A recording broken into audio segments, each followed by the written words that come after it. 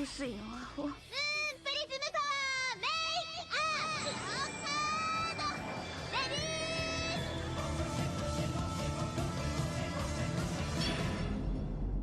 ー。 Welcome to Shojo Tell, where we discuss shoujo manga and tell who's hot and who's not, talk about themes, and just generally geek out. Today, February 23rd, 2020, we'll be shoujo and telling about the series Beastmaster by Kyousuke Motomi. I'm your host, Ashley McDonald, and I'm joined by Asher Sofman. Hey, babe. Oh, I wasn't prepared for that. See. Well, in the script, it's written, "Hello, Asher." And I'm not a slave to what I've written on a screen. What? I am. That's your problem. That's your problem. Asher, who are you? I'm Babe. I'm Babe. A pig. What? You're the big Pig babe. in the city? Yeah. You would have to accept that Fort Lauderdale is a city. No. No. I'm Ashley's boyfriend. That is my main credential. As I say every time I'm here. Yeah. I don't even... You're like, I'm more and more lost every time I come on here. Well, it's like...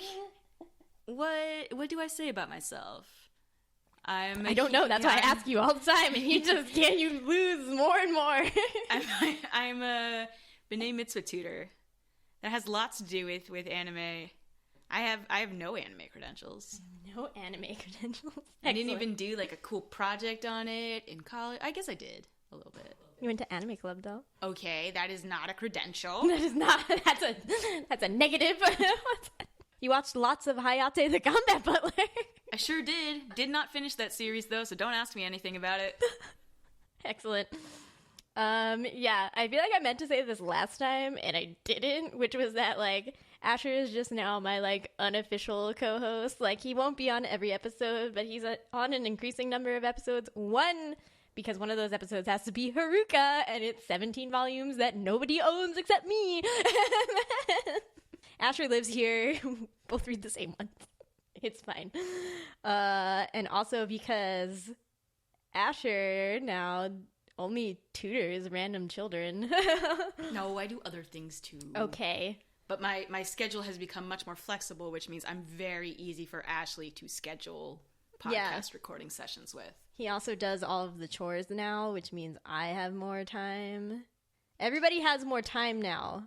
So more time to record podcasts. Yes, everybody has more time. I have much less money. Unimportant. Nobody needs that. Oh, right. We could talk about that in Beastmaster. Yeah, that's true. Okay. So, what is Beastmaster about, Asher? Well, it's not about money. Isn't it, though? Isn't everything about money? Yeah, in the end, everything is about money, so. Beastmaster is about this, quote, normal girl, unquote, Yuiko. And she loves animals. She's Elmira Fudd, if you've ever seen Tiny Toons Adventures. I've seen Tiny Toons. Yeah. Yeah. Yeah. I love you and hug you and squeeze you and never let go. That's how she is with animals. Understandably, animals don't like her. Animals do not like it when you pick them up and love them and squeeze them and hug them and never let go. She meets a transfer student to her school. Of course, it's a transfer student. Of course. His name is This Leo. is a manga. Yes. Yes, his name is Leo. And he is basically Mowgli from the Jungle Book.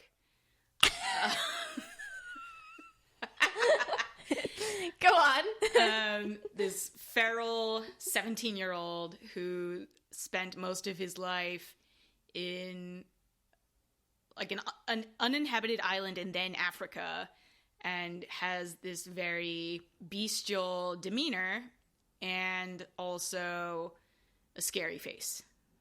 Those two things don't have to go together, but they do in this case. He's very intimidating. But animals love him because he speaks animal, basically. Because he is an animal. He is an animal. Like, he is drawn with very... He has fangs. He has fangs. Not like the cute little one that dudes have in the shoujo manga. No, both of them are fangs. Yeah, both of them are fangs, and like everyone sees them. It's not just when he's angry. They're just always there. Yeah. When he smiles, he has a little cat face. And it's about them and their relationship. Because she's not scared of him. So he's like, you're the first person who's ever not been scared of me. And he adores her. He's very, very sweet. He's a sweet guy. Oh, but when he's scared and sees blood, he becomes a monster animal. Rah! Fight. Like, fight. I killed a leopard once or whatever. Yeah, he ripped a leopard's throat out once. Hemingway would be very proud. Yeah. The face that Asher just made. Yeah. I mean, he doesn't, like, physically transform into... He's not Kyo from Fruits Basket. No. But he just naturally has fangs, so he just... Yes, he he's just did very that. scary. Yeah. Yes. So it's them sort of figuring friendship Yes. out. Okay. Not... Yeah. Well, I mean, it's a romance. It's a not romance. friendship. This is a shoujo. Right. Did you like Beastmaster, Asher? It was all right. It was alright. It was all right. I thought that this is one of the series I feel like if it had been longer and had more time to explore the characters, I would have gotten a lot more out of it. This was technically less than 2 volumes long. Yes. And It's like one and a chapter, maybe? Like, yeah. because Fly takes up some of the first volume, too. A bit, yeah. Yeah. I was going to be generous and say it's like a volume and a half. I mean, yeah, we can be generous and say that. And it's just not really enough time to explore the theme of the manga, I feel, through the characters. I think for as short as it was very enjoyable. Yeah. My familiarity, I had not read Beastmaster before, but I have read other Kyousuke Motomi things. So I've only read part of Dengeki Daisy. I've read, like, how does math work? I've read, like, 25% of Dengeki Daisy.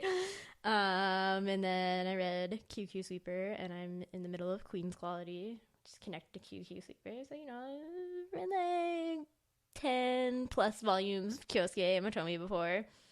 And I'm just like, yes, this is very Kyousuke Motomi. Yeah. And I would define Kyousuke Motomi as, like, very unafraid to do wacky things. Yes. Very zany. Yeah. The characters go to the illogical extremes. Yeah. And I just don't think there was enough time here to explore that. I really like QQ Sweeper and Queen's Quality, but I do think that there's something preventing Motomi from being, like, a really, like, there's a barrier between her becoming, like, a great manga artist versus just being, like, a really good one right now, where I don't think that she has found the proper balance of her, like, dark, crazy characters that are always there and the silliness that she likes to employ. A lot of the time I'm like, there's just, like, the way that Beastmaster is, like, the covers are so dark and, like, gritty, and then it's like, that's not really, like, accurate to what it's like at all. Yeah. And I find, like, a lot of her chapter covers have a different tone than, like, what the chapter actually ends up being. I think that's the point. I think it is, but I think it doesn't come off, like, as powerfully as I want it to all the time. Yeah. It just creates a dissonance for me. And I mean, I read part of Dengeki Daisy a long time ago, and I read a little bit of QQ Sweeper. I didn't even get to Queen's Quality. I mean, QQ Sweeper is only 3 volumes, and then it's like... But did I read all 3? I don't know what you did. I don't know. So I've read less, I think. But I read more of Dengeki Daisy You read than more you did, of Dengeki. but it was a long time ago. I think in this manga in particular, she either needed to lean hard on the gap between the serious crazy and the zany kawaii stuff. Yeah. Or balance it better. Like, more or less, but where she landed, I felt a little confused. Awkward. Yeah. But overall, I was like, I think compared to other 2-volume series I've read, it was still a more enjoyable read than many of them. The problem is there's a little, like, 4-chapter mini manga series at the end of the 2nd volume that just completely overpowered Beastmaster for me. So it's it's hard for me to be like, oh yeah, like I liked this more than that, because in the end, he liked the cactus stories. I loved the cactus story so much. If you don't want to read Beastmaster, at least buy volume 2 so you can read the cactus story. So good. We're going to talk about the cactus story after Beastmaster. Okay. Yeah. Is there one thing that you like really liked from Beastmaster?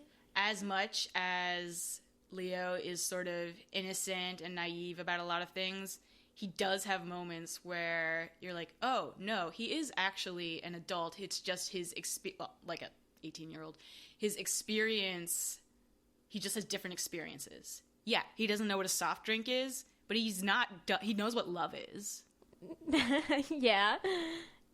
Yeah. He had Toki. Yeah. I'm trying to think, what was my I don't prepare my answers either, even though I write the doc. Very dumb. I prepare my answers for harder thought things. Yeah, thematic discussion. Yeah. Yeah, it's hard to be like, what's a favorite thing? I just overall thought it was like, I like the art. I think it was, I don't know, it was still very Kyousuke Motomi, but it also reminded me more of the newer, like, round art that Yuotase does, too, like, in the faces. I think you also like Motomi's art more than I do. How? Get off. I think that's a true statement that I just said. Yeah, why don't you... I don't hate it. It's just not my favorite. What's your favorite? I don't know. You go on about how pretty it is, and I'm like, I don't quite get it. You're wrong. That's all I have to say about that. Overall, I would say people should read Beastmaster if this summary has intrigued them. And Beastmaster is available from Viz both physically and digitally in North America. I was surprised. I checked if like Barnes & Noble still had it in stock physically, and they did. And I was like, okay, this is an older title, but I guess people still really like Beastmaster, so they keep printing it, and there's only 2 volumes. I don't know, so yay that. But we read it digitally because convenience. Because we are a product of our society. Yeah, well, also because we decided that we needed to record this on, like, Thursday, and it's Sunday, and I don't use Amazon, so it's not going to arrive in time, you know? I need it now. Okay. If you need a recommendation for comedian, Ronnie Chiang, that's his name, right? I think Watch so. that. Prime now. Okay, so now we're gonna spoil things of this 1.5 volume manga. So I think this ties in nicely to something that Asher said earlier. We will start with a listener question that we got from Shay Geeks Out, who runs a YouTube channel about manga and was on this podcast to discuss behind the scenes. And the question was, if there was something you could add to the series, what would it be? Asher has many feelings. Do I? I feel like I have one general feeling. Okay, one giant feeling. Didn't divide it. I'd add another volume at least, and like just space it out better. We get Yui like becoming Leo's tamer, basically, a la Nausicaa of the Wind. They don't spend a lot of time like exploring the implications of that. That's a power dynamic. Oh yeah. Yeah, and they don't really talk about that. Yeah.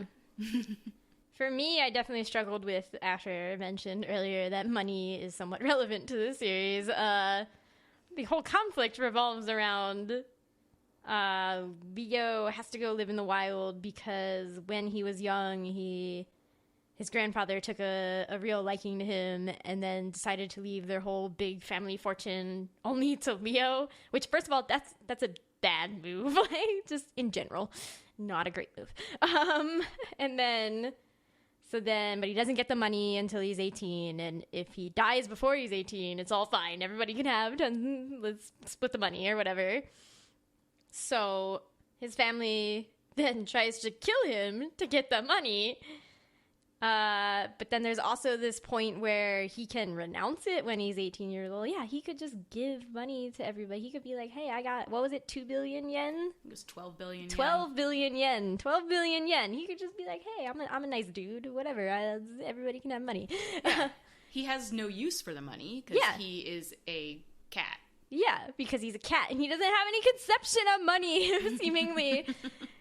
And so it's just like, there definitely wasn't enough for me to be like, no, you can't just make this like the whole like premise of why he's like this and then not engage with like the need for this money, because he turns 18 and he doesn't renounce the money at the end, but we also don't see him being like, I know I'm a filthy rich boy, you know, like I do what I want. Yeah, we don't see the consequences of, there's a whole kidnapping thing. Yeah. The only consequence we see, there is an epilogue, and one of the classmates, you know, like the classmates have already found out that he's supposed to be rich. So one of them tries to be like, give me money or I'll like stab you or whatever. You know, everybody's very extreme in a Motomi manga. Don't go to the roof ever. That's where they get you. Yeah, and I was just like, I don't know. I just can't deal with this. I need to see some resolution to this money aspect for me. Yeah. They also never really explain, like, what Toki's deal is, really. Nope. Yes, he's in love, basically, with Leo. But he's, like, older. Did he have a thing for his mom? Like, what?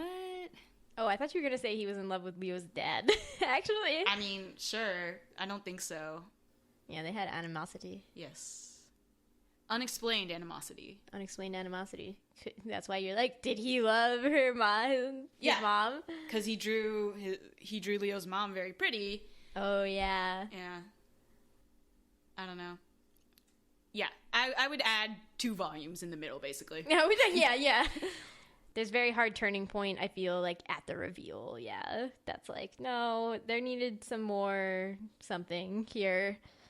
To keep this together for me, really, to make it full. Yeah. I think there could be cute things that you do with the money, too. Like, he gives the money away, but then he also buys, you know, Yuiko something, like, really nice, like, but also stupid that she would never need because he doesn't know how money works, and, like, stuff like that. Well, I was going to say he should buy her, like, something to help her with animals. Oh. There you go. Yeah.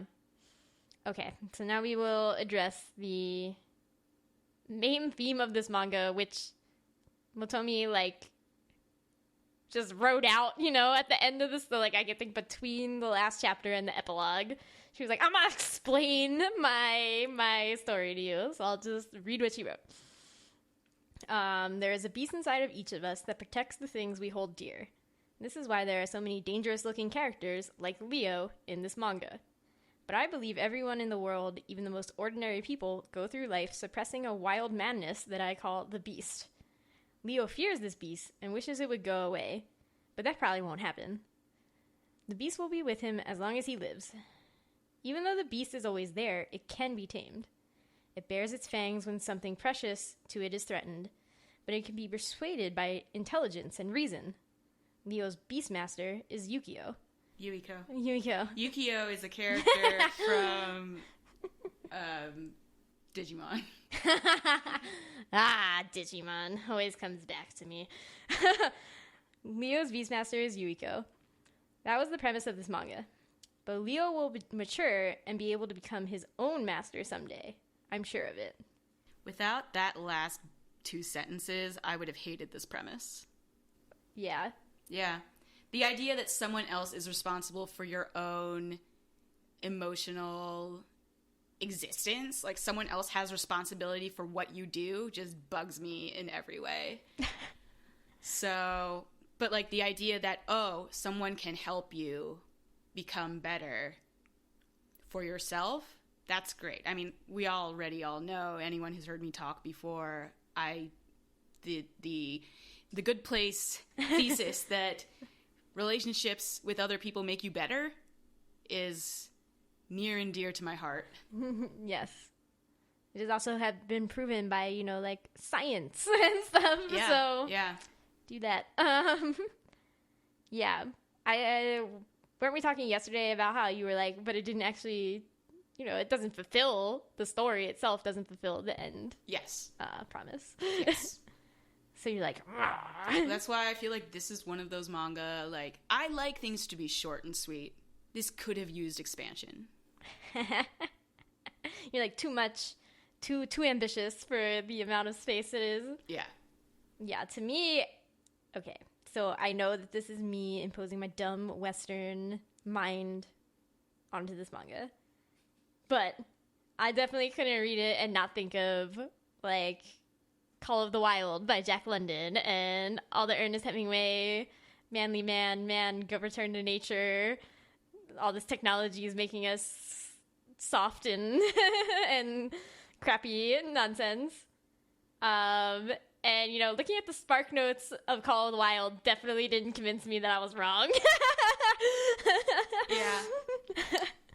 For the reason Ashley's going to talk for a long time by herself right now is I have not read Call of the Wild. Like, whatever. I read The Hatchet. Well, that's not at all the same. That's not... I read My Side of the Mountain. Okay, and the reason that I say I think I'm definitely, like, imposing a lot here is that I tried to look up what Japanese children have to read in school, but the first hit that comes up is a subreddit for Our Japan, where I assume people who have lived in Japan, because it seemed like English was not their first language, and things like that. And I think the point of the subreddit is, cultural overlap here, like exchange of America and Japanese people,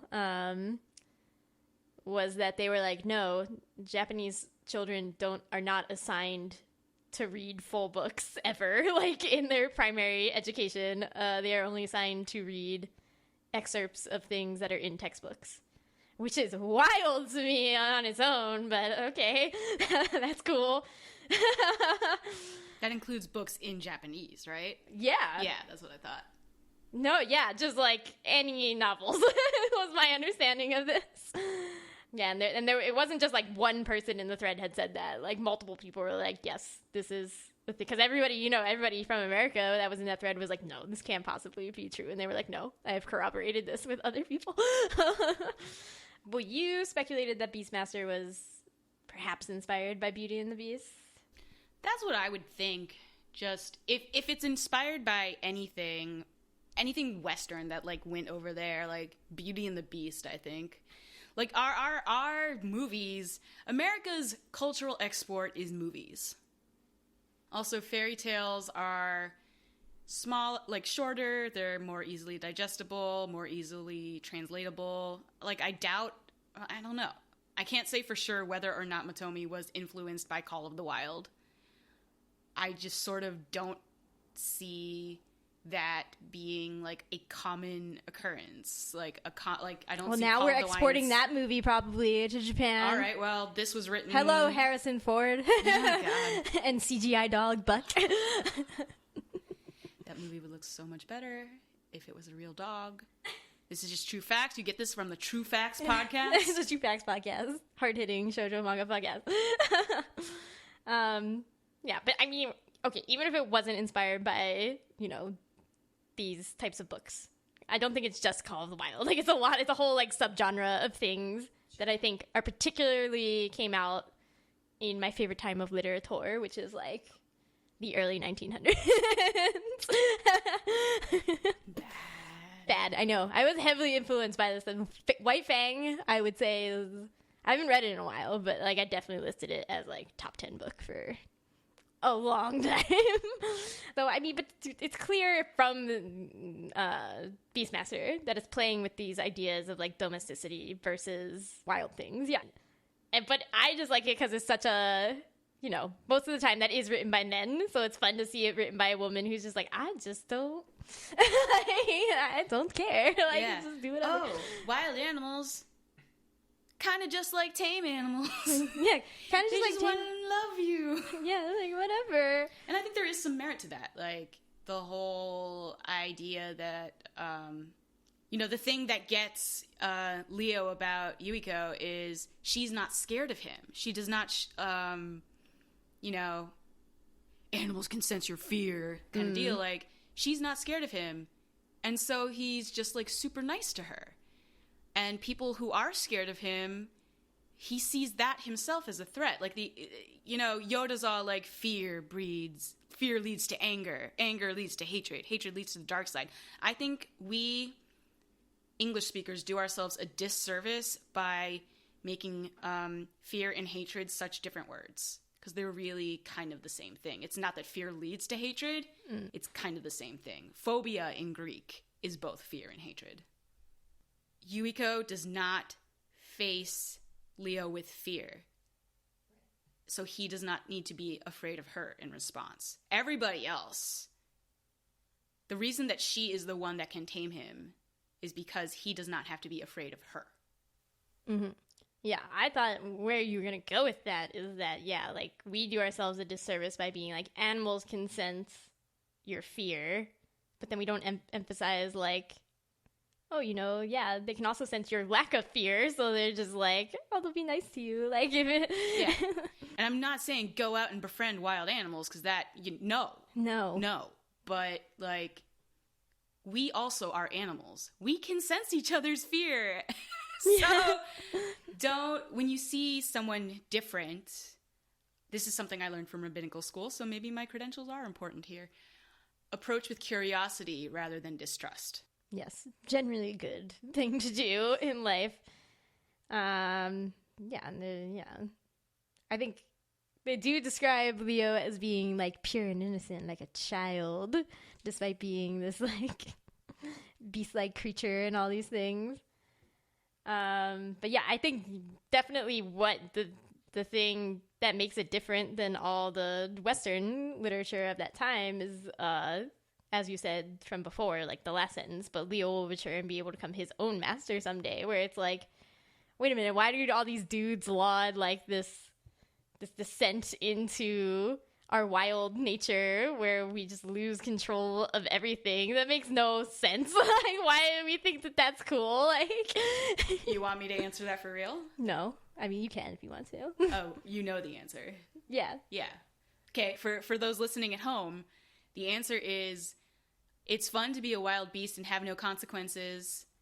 With morality and stuff. Yeah. You have all the power. You already have all the power. We who don't have power have to be polite, because if we aren't, we will get destroyed. And see, this is where I think that the manga, again, the problem is the money part, because I think it loses its impact with this message, because the thing that makes everybody terrible in his family is all the, like, the other aspect of modern stuff, which is money. Like, money is the corrupting force that turns them all into, like, bad people. Well, that's not a modern thing. But it's a construction of humans that doesn't exist in the wild. Only humans do money. Yes. Yeah. So I'm like, okay, but you can't be like, I don't know. It loses focus I just there. got confused because you were like this modern thing, and I was like, no, that's existed as long as there have been humans. Yeah, but in the scheme of animals, it doesn't exist. Right. And sure, we don't know enough about his family, whether to be like, well, some of them probably just are evil. Like, you know, like some of them probably just would be bad about something else even if this money thing wasn't a construction or whatever, you know. Like, I don't think anybody's just like evil, but like I think people would have bad personalities, would be bad about something else, is basically. I mean, money is just, you know, shorthand for power over other people and the agency. So like, and if it wasn't money, there would be some other form of power inherent in the family. That I think what really struck me is I haven't read Call of the Wild in a while. But I was like, no, this is definitely like the main tenet of this book. It's just like, but you know, so the spark notes of it talk about how mastery is actually the end game of the novel. Like, it's not just like, oh, like, becoming wild again. It's like, no, and then you want to be like the most dominant wild thing possible. And you know, and I'm just like, okay, yes. So yeah, in that way, Beastmaster seemed to be directly playing into it, because I'm like, yeah, it turns it on its head by being like, no, you should be master of yourself before you try to be dominant over the other dogs in this pack. You dumb, you dumb little. Yeah. And I think that's actually a great lesson everyone should learn. Anyone with power should be aware of that power and not be a wild beast about it. Yeah. We're very bad at this, though. Super bad.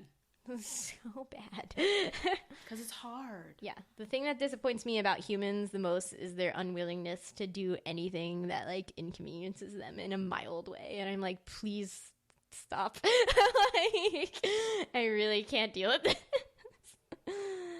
I don't know, but what are the Beauty and the Beast connections? See, like, I don't feel that as hard, really. Oh, I don't feel it as hard either. Oh, okay. I just feel like if there's anything, it was probably that. I mean, okay, I think we should talk about Yuiko as a not normal girl. Yeah. Okay. In relation to these things. Like, the second page of the manga is like, this is Yuiko. She's a normal girl. And I'm like, there's nothing normal about this girl. She's weird. She's weird. Super weird.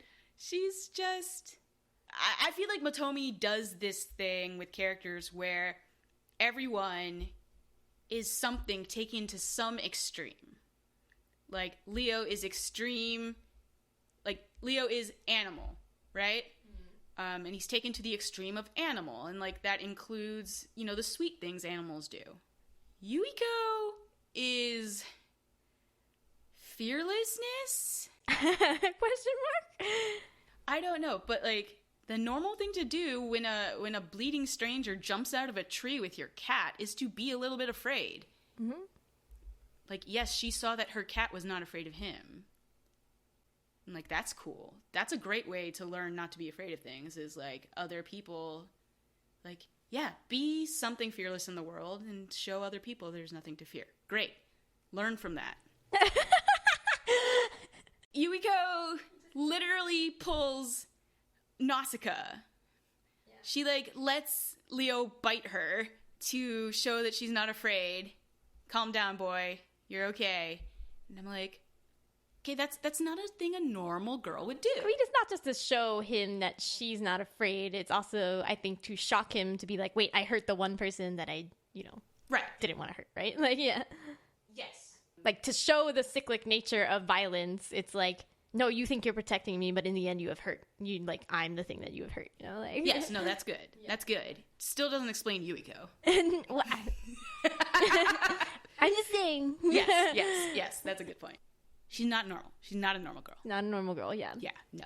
No, yeah, I definitely think this is a standard of Motomi heroines, though. I think so, too. Like, definitely the girl in QQ Sweeper. Mm-hmm. And from what I remember of Dengeki Daisy, I don't think that girl was normal either. But, yeah, she seemed less crazy, though. Sure. But then, what's his face? Daisy makes up for it. Yeah. For sure. Oh, yeah. So, I don't know. On the one hand, yay for breaking the mold. Let, everybody believe they're a normal girl, but maybe just do away with the idea of a normal girl. I see. Yeah. Yeah. You don't like normalcy, yeah. I don't believe in normalcy. Yeah. I mean, that's fair. That's fair. Very fair. Yeah. I mean, Yuiko was fun because, yeah, I felt like, again, it was a nice turnaround of, like, oh, women are the nice domesticated ones. And she's like, they're like, no, Yuiko has to deal with Leo's BS, of going crazy on these people and be like, calm down, boy, you're so stupid right now. Like, right. And she still puts herself in harm's way for it and all these things. So. Yeah. And it's also, like, I don't want people to feel like Yuiko is this damsel character, that her vulnerability, because that's a very common thing in stories like this, where the man is the wild one with the feral, violent urges, and the woman's vulnerability keeps him in check. Mm-hmm. It's not really like that. No. She's a very strong character. Yeah. When she got him to bite her, she got him in like a wrestling move. Yeah, so, yeah. To add on to what you were saying is, like, yes, she is comparatively the domestic one. She does know how to operate in... She knows what a soft drink is. She knows what a soft drink is. She knows what societal cues are, even if she doesn't follow all of them. And he's the nice, vulnerable one. Yeah. Like, that's why I'm like, the subtle reversal of that is actually very nice. Yes.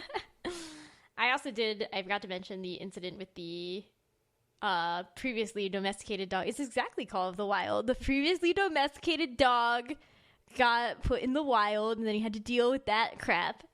So there's a story in this, one of the chapters, about a dog who was abandoned. And then was like attacking, one of her friend's dogs got lost, and they went to look for the dog, and then that dog was being like mean to, the little domesticated dog. And Leo was like, no, we have to, like, you can't just approach this mean dog and think that kindness will tame it, No, this was a very good chapter thing. And she's all like, no, I'll bring it food. That's all it wants. Like, cool. Like, if I give it, some semblance of, like, make its life easy in some way, it will then like me. And that does not work. What works in the end is Leo has to cut off the dog's collar, because the collar was cutting into, because the dog had grown since it was abandoned, and the collar was like irritating the dog. So the dog, of course, was like, I'm so mad that I can't get this off, and everybody pisses me off, and all these things. Had an incident like that with my cat once. So yeah, I thought it was fun because it was like the symbol of the domesticity is both what made the dog crazy, and then the release of it was fine, but then in the end he still becomes a domesticated dog again. So it's like, yeah, because I also feel like he started out as a domesticated dog. He probably did want to come back. Yeah, he probably exactly. So there's you have to give, like, if we're taking this like to the metaphorical conclusion, you have to give the dog his freedom for him to come back into society. It was great. I loved this. I loved this. Take that, Call of the Wild. Yes. Take that. You don't know nothing. Yes. Okay. I think those are all the very big thematic things. I did want to mention, especially this first point that I wrote down, which is the imagination of other places, though, in this was very problematic, to say the least. Yes. So first of all, classic Africa is just Africa. Like, there aren't countries in Africa. It's all just one big thing. It's all the same. That's fine. We don't have to try there. Japan, historically not great at this. Yes. I mean, really, is any country historically very great at this? All countries are bad at this. I feel like Japan is a little bit behind the curve on it. Yeah, they're like just even because worse. they're a very homogenous country. Yes, that's true. So the depictions of Leo, like, it is worded in a way that you're supposed to be like, Yuiko is just dumb and silly and ignorant. And, like, this is how Yuiko imagines it. And then it's, like, Leo with, like, way darker skin than he normally has. Not like he's, like, actually African or anything, but just, like, definitely got a serious tan going on. And, wearing, like, no real clothes, has, like, a handmade spear and everything. I'm like, oh, come on. And then the other place that was mentioned actually was LA. And apparently their conception of LA is that it's full of gangsters or something. Like, really tough people. I mean, I think that's still... You're like, that is accurate. No, I've been to LA. I've been to LA too. And it was, like, surprisingly empty there. That's how I felt about LA. You were like, I thought there was supposed to be endless traffic and... Yeah. I thought there was supposed to be, like, the traffic is always bad in LA. And I was like, I crossed this street without waiting for the crossing? Whoa. Nobody here. Depictions of places that are not Japan. Right. No. Also, I feel the need to correct myself. Like, Japan is not homogenous. Like, there are people there that are not. It is homogenous compared to many other places. Yes. Yeah. compared to America in particular. Very homogenous. Yes. Especially Asher and I have largely only grown up in like city-ish areas, so you get more diversity of people that way. I love how Ashley's like, Asher's not from a city. He's not Asher's from never lived in a city. It's true.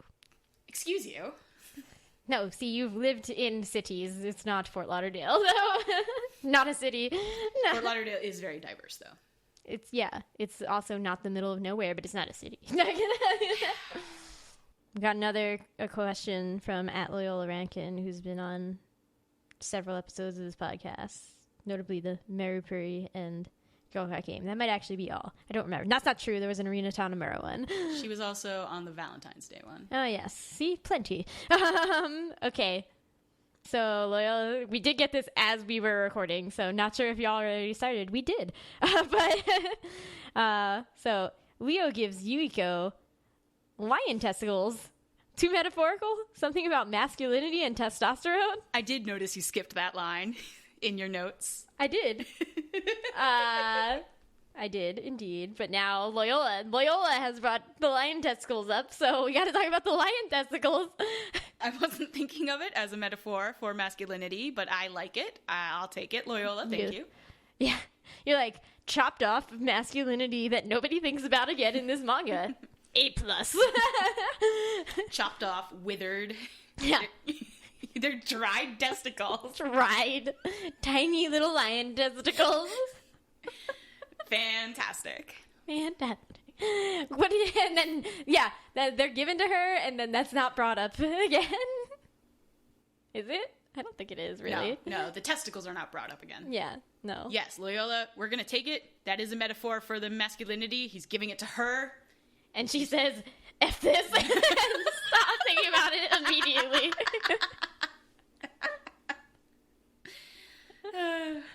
It's a lucky charm. Lucky charm? No. No, Your testicles can't protect you. Yeah, no. It's definitely a bad luck charm. We have to put that over there. Ashley's pointing to the trash can. Trash can! In the trash. No. What a delight. Okay, do we have any other thoughts? On the testicles? No, just, on anything. No. But yes, in particular on the testicles. The testicles of lions. Yes, his name is Leo. He gave her lion testicles. You can have my balls. You can have my balls, yeah, in particular. And then she says, no. She took it. She took it. We don't see her wear it again. No. And I did wonder, if she had been wearing it, would she have lost the harmonica? That's true. I think yes, she would have lost both. She would have, yeah. Just both would have been thrown in that river. Yeah. I liked when that incident of, why do so many teenagers in Japan jump off of bridges into canals? Very quick, confusing to me in general. I think just because there are a lot of bridges. A lot of bridges, canals, lots of canals. They're there. I can tell you that. Okay, are you ready to talk about Cactus Summer Surprise? Yes! Tell everybody what Cactus Summer Surprise is about, Asher. Cactus Summer Surprise is the best. Akira is a girl who loves cacti. She has this childhood friend named Kaito, and now they are mortal enemies because, people grow up. They're in high school. Akira is what I really liked about Akira and Kaito is, they felt like real people in their weirdness. They had a bunch of, random hobbies that, didn't necessarily define who they are in the way that some, they were able to function in the real world Yes. without going off about plastic castles or whatever. Right. Yes. About cacti Yeah. or feudal lords or trying to help people all the time. Akira liked to help people all the time. And the school nurse or school doctor, it was someone who worked at the school, which is normally a nurse, but what do I know? School nurse has this cactus It's really hard to describe this manga. Am I just allowed to spoil stuff since we're already in the spoiler section? Yeah, I mean... Okay, so there's this cactus, and the nurse doesn't really know what to do with it, but Akira, like, leaves before agreeing to take it, and instead Kaito is like, you know what, I'll take it. And and then Akira is like, no! Kaito can't take care of a cactus. He threw mine out, the one I gave him for his birthday. He was a jerk about it. He's a jerk. So she goes to, like, take the cactus back from Kaito. And he's like, no, don't. And then he touches it, and, you know, he pricks himself. And then suddenly, he is body swapped with a ghost. The ghost inside of the cactus takes over his body. Yeah. Akira's like, oh, snap. I gotta do something about that before... this ghost that took over his body ruins his reputation, because the ghost is a woman. And so she's, you know, doing weird womanly poses with Kaito's body. And, you know, you can't have that. You can't have that. People begin to suspect things. Yeah, and people do start to suspect things. It also means that Kaito is stuck in the cactus. Which is great. That's Asher's favorite part. Kaito's stuck in the cactus. He's so cute. And it's sort of about they're chasing this ghost and trying to get her to leave and switch bodies back with Kaito. So to do that, they figure, oh, we have to, like, fulfill her wish. And they do.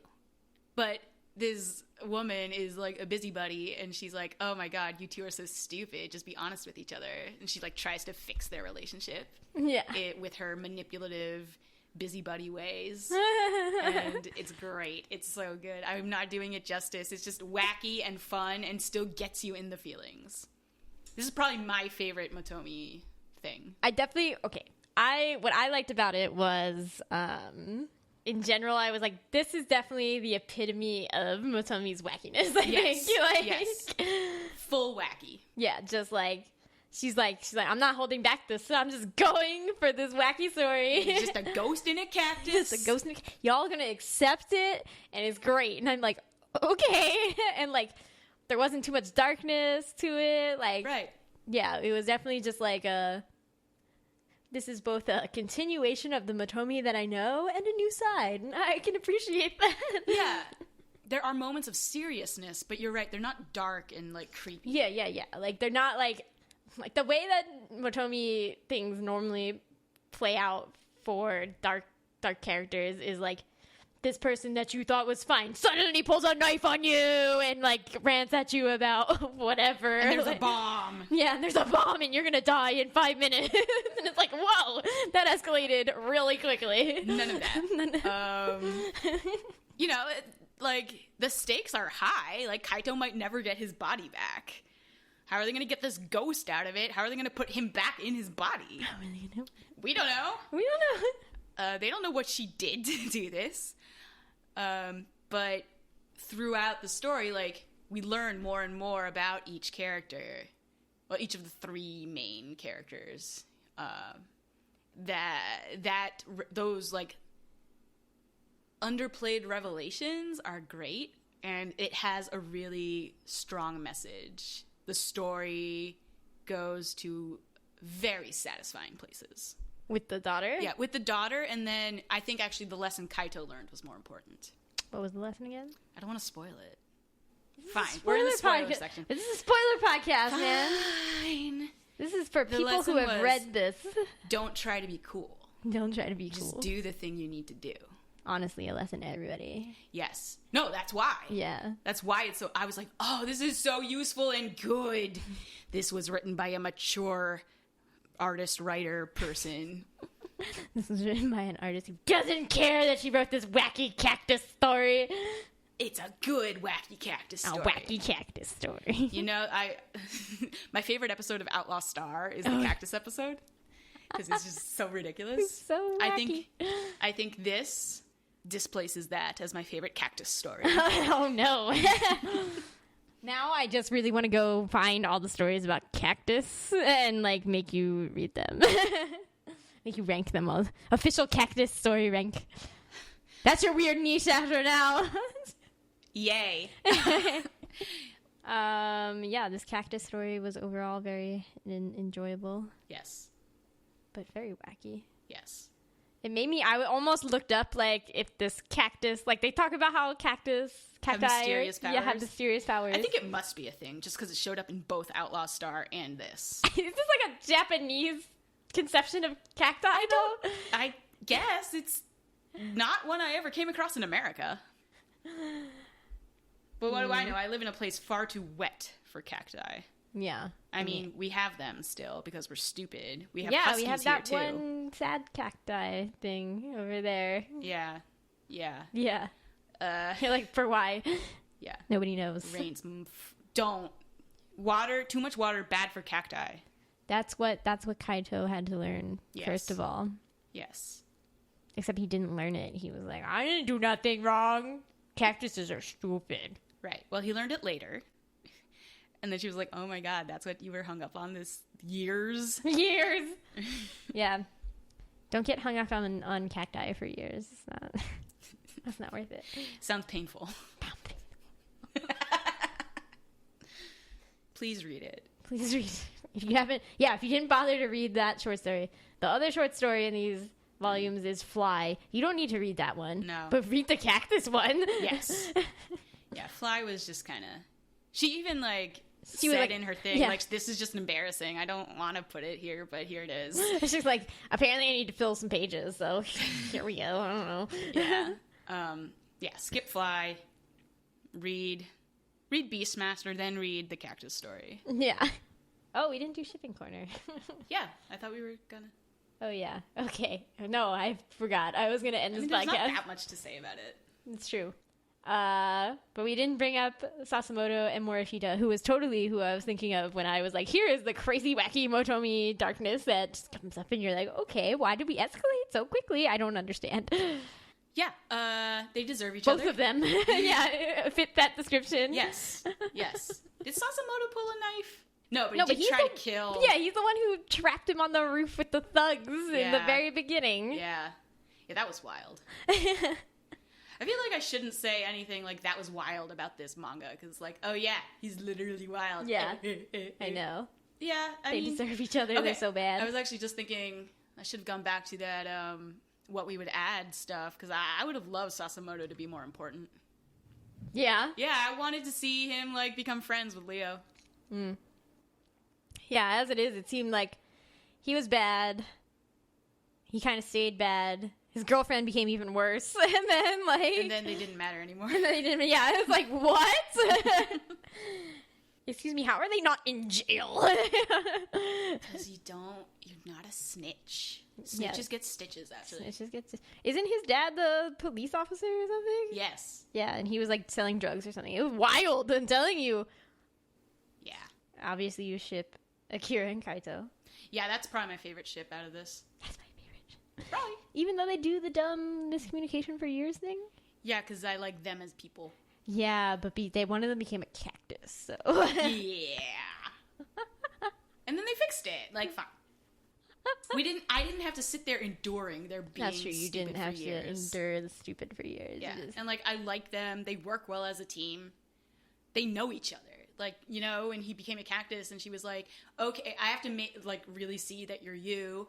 So tell me about blah blah blah, this feudal lord." And he was like, "Blah blah blah blah blah blah blah blah blah blah." And she was like, "Okay, that's Kaito." And then when Cactus Ghost Lady was pretending to be Kaito, she was like, "You're not Kaito." You are not Kaito. And it wasn't because like, oh, Kaito would never do this. He was like, Kaito would never be this smooth. Yeah, Kaito, you are an adult woman who knows thyself. Yeah. No. Yeah. No. Love that ship. Love that ship to death. Okay. Love those characters. Love it. Okay, great. In an even shorter period of time than Beastmaster had. She established their characters and their relationship, and it was fabulous. Yes, it's true.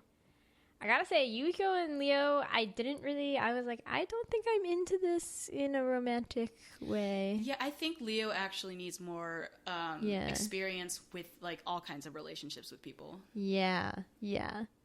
And I think she tried to show that somewhat in the epilogue, and I was like, no.